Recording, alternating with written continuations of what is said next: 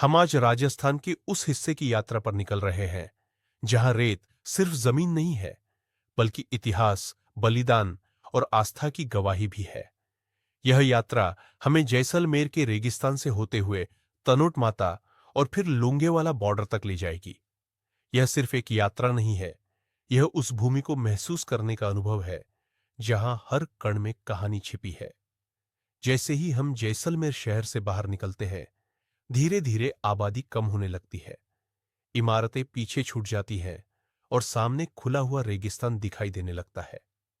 दूर दूर तक फैला सुनहरा रंग, तेज धूप और खुला आसमान, यही है थार का असली रूप। इसी खुले मैदान में आप सामने ऊंची ऊंची विंड मिल्स देख रहे हैं। यह दृश्य पहली नजर में हैरान करता है, क्योंकि जहां कभी सिर्फ सन्नाटा और रेत हुआ करती थी, आज वहां तकनीक और विकास की पहचान खड़ी है।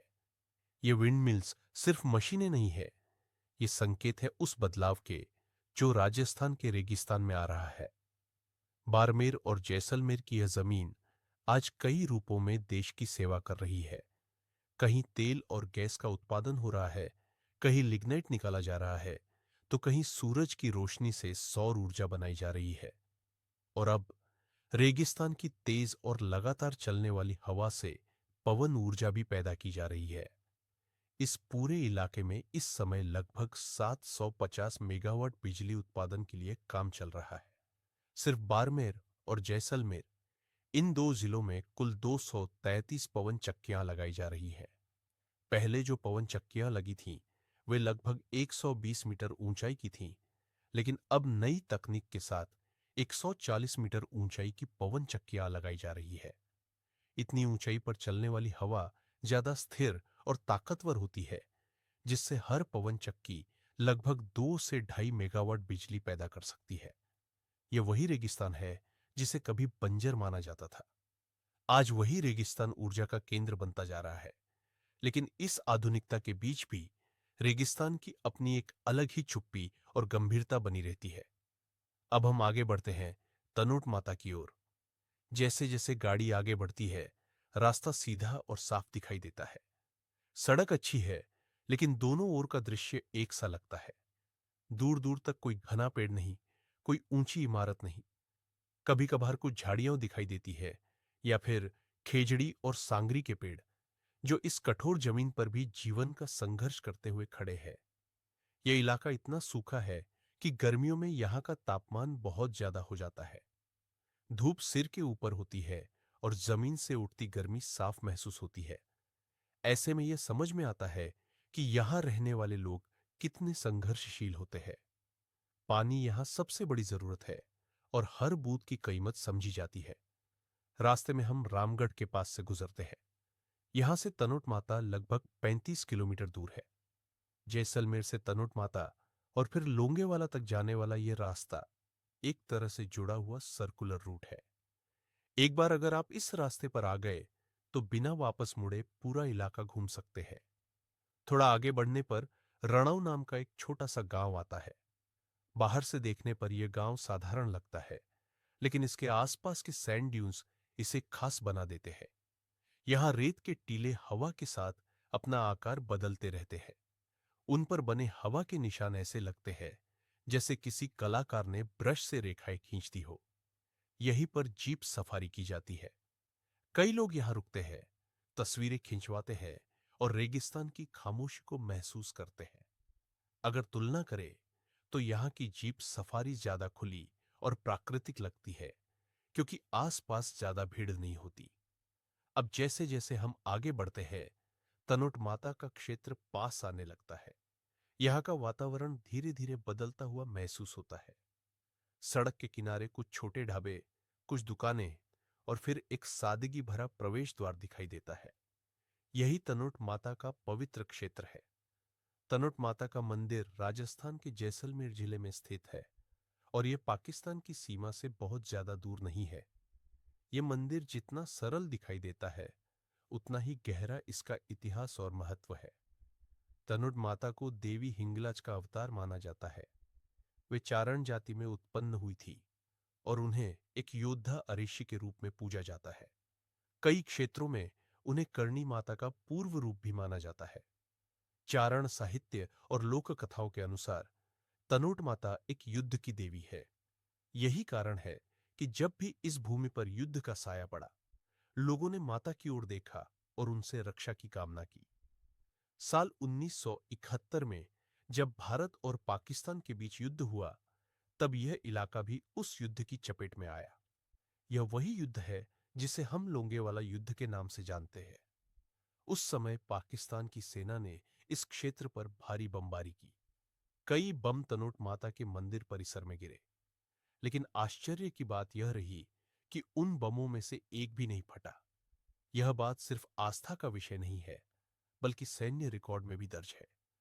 आज भी वे बम मंदिर परिसर में बने छोटे से संग्रहालय में सुरक्षित रखे गए हैं, ताकि लोग उस घटना को अपनी आंखों से देख सकें।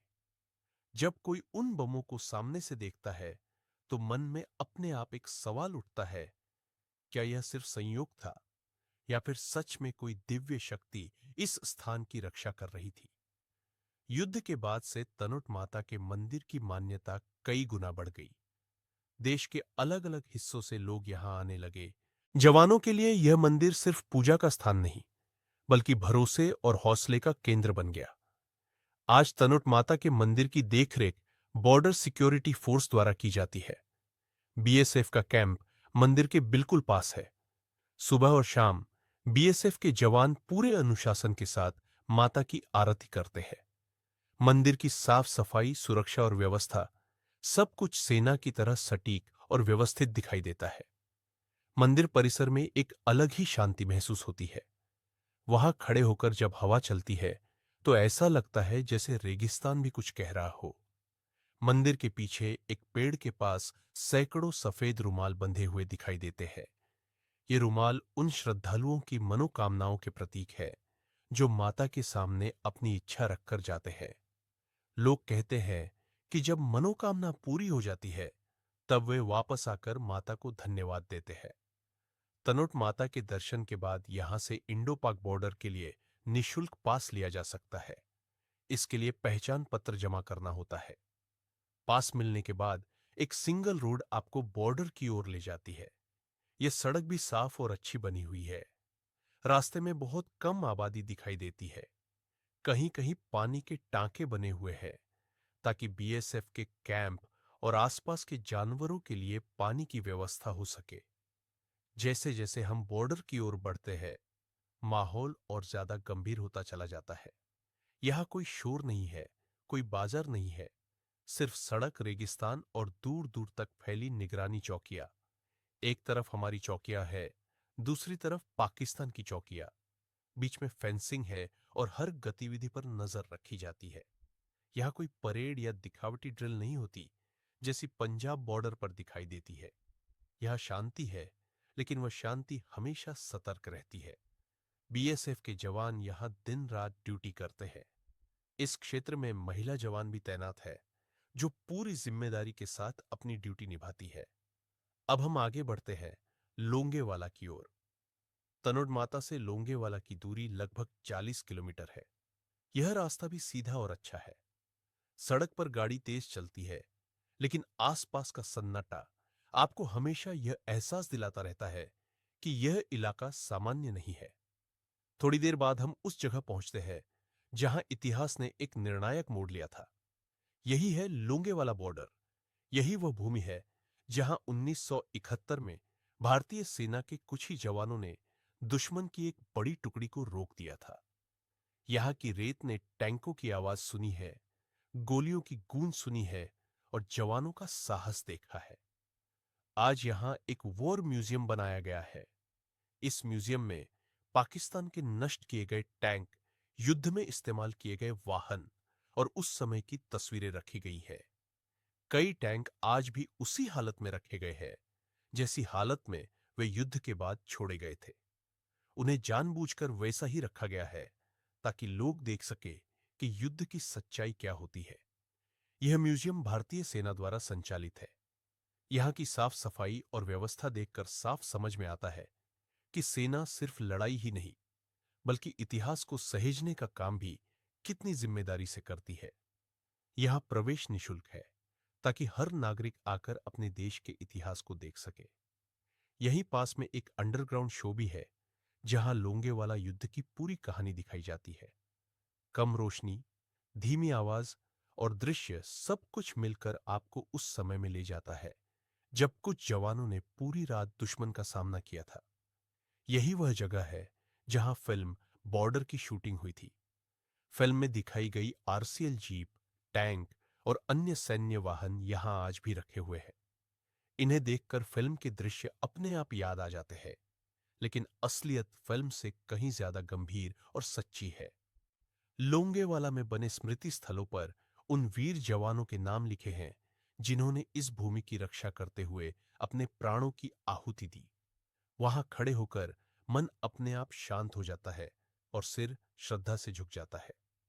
दोस्तों, तनोट माता और लोंगेवाला सिर्फ पर्यटन स्थल नहीं है, ये ऐसे स्थान हैं जहां आपको भारत की आत्मा का एहसास होता है। यहां आकर यह समझ में आता है कि आज जो शांति हमें दिखाई देती है, उसके पीछे कितना संघर्ष, कितना बलिदान और कितनी आस्था छिपी हुई है। अगर आपको यह यात्रा अच्छी लगी हो, अगर आपको यह कहानी छू गई हो, तो इस वीडियो को लाइक और शेयर जरूर कीजिए। अपने विचार कमेंट में लिखिए और चैनल को सब्सक्राइब कीजिए, ताकि मैं आपके लिए ऐसी ही और यात्राएं, ऐसी ही कहानियां लेकर आता रहूं। जय मां तनोट, जय हिंद।